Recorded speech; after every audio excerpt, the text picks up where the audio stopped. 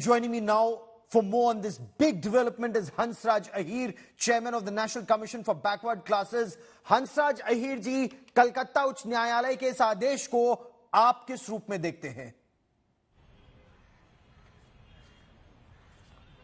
देखिए, Calcutta high court का जो आदेश है ये बिना आधार के आदेश नहीं निकला है और ये बातें आयोग के सामने भी आई थी कि बंगाल सरकार के माध्यम में जो भी ओबीसी की सूची बनी है, ये सूची बनाते समय जो बढ़ाई गई थी सूची में जातियां, उसका जो रिपोर्ट बनना चाहिए था उसका सोशल और एजुकेशनल रिपोर्ट नहीं बना था, पूरा तरीके से लेटेस्ट रिपोर्ट नहीं था, उनको जोड़ा गया था। ये बातें हमारी बातचीत चल रही थी। कोई हाई कोर्ट में भी कोई ग्रुप गया, उन्होंने पिटीशन किया, शायद हाई कोर्ट में भी स्टेट गवर्नमेंट से ओबीसी में जुड़ी हुई जातियों के बारे में उचित डॉक्यूमेंट नहीं जमा हुए जी, इसीलिए उन्होंने 2010 के बाद जितने भी सर्टिफिकेट बने थे वो खारिज कर दिए हैं। मेरी ये भावना है कि जो आयोग को लग रहा था कि ये डाउटफुल है, जातियां जोड़ने का मामला जो चला है, जो सुप्रीम कोर्ट में एक निर्णय आया था 1990-92 में जी, इंदिरा साहनी केस में, उसमें जो गाइडलाइन थी उस गाइडलाइन का यहाँ पालन नहीं हुआ, पैरामीटर्स का बराबर वहाँ पालन नहीं हुआ है। अच्छा, ये बताइए जो 2010 उसको खारिज कर दिया है जी, 2010 के बाद किस तरह की अनियमितताएं सामने आई थी? आपने भी इसमें जांच कराई थी, किस तरह की अनियमितताएं सामने आई? What were the irregularities that came forward sir? देखिए,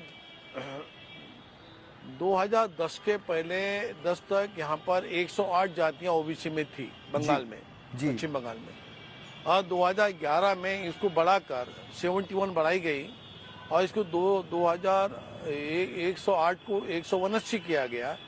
179 में जो 71 जातियां जोड़ी गई थी उसमें 65 जातियां मुस्लिम ओबीसी की थी।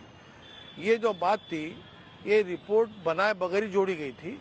ये बात आयोग को भी लगती थी, हमें भी लगती थी, और इसी मामले को लेकर कोर्ट में मामला चला होगा।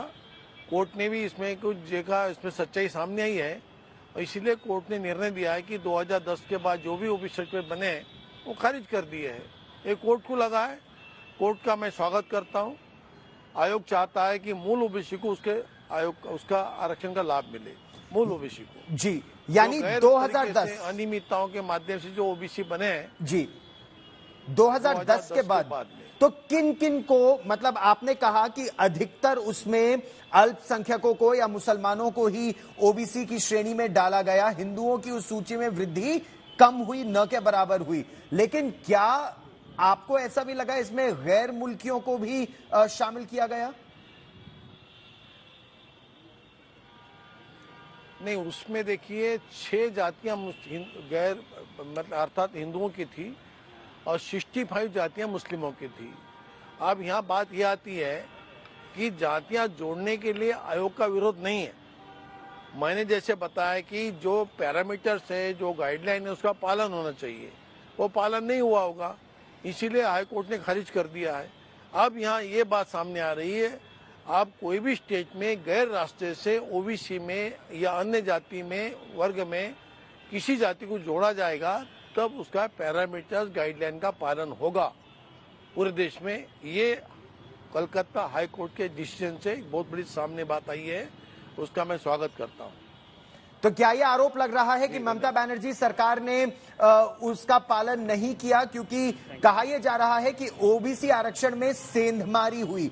किस तरह की सेंधमारी हुई? किनको शामिल किया गया जो इंटाइटल्ड नहीं थे आपकी दृष्टि में?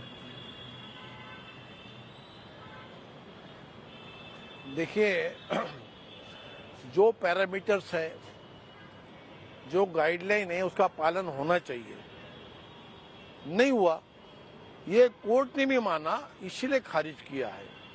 मैं और कहता हूं कि मूल ओबीसी को उसके आरक्षण का फायदा मिले, उनके बच्चों को स्कॉलरशिप मिले, मेडिकल में, उच्च शिक्षा में एडमिशन उन्हीं को मिले जो मूल ओबीसी है, ये सारी बात, नौकरी उन्हीं को मिले जो मूल ओबीसी है।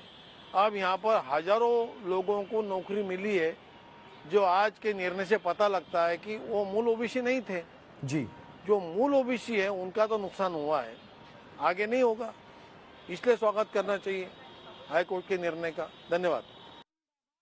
So that was Hansraj Ahir, Chairman, National Commission for Backward Classes, and he says those who genuinely deserve OBC reservation, they were not getting their due. And was this then vote bank politics? Before I throw this open to our guests, I want to just read out what the Calcutta High Court said.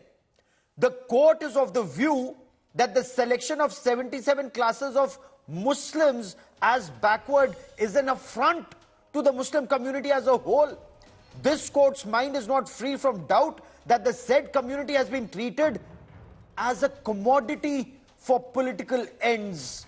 This is clear from the claim of events that led to classification of 77 classes as OBCs and their inclusion. They were treated as a vote bank.